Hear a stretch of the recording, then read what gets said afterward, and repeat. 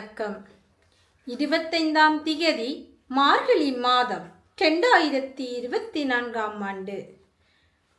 புலம்பெயர் தேசத்தில் வாழ்ந்தாலும் மண்ணையும் மக்களையும் தம் மனதோடு வைத்து தமது தந்தையும் மாமாவுமான அமரர் முத்தையா கதிர்காமநாதன் அவர்களின் இறைவனடி சேர்ந்த நாளை முன்னிட்டு கிளிநொச்சி மாவட்டத்தில் வாழும் முதியவர்களுக்கும் மாற்றுத்திறனாளிகளுக்கும் உணவு வழங்கியவர்கள் திரு பரராஜசிங்கம் விமலன், திருமதி விமலன் பாமா.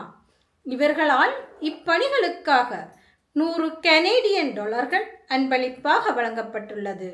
இவர்களை நன்றியுடன் மக்கள் வாழ உதவும் நிறுவனம் வாழ்த்தி வணங்குவதுடன் அன்னாரது ஆத்மா சாந்தியடைய இறைவனை பிரார்த்திக்கின்றோம்.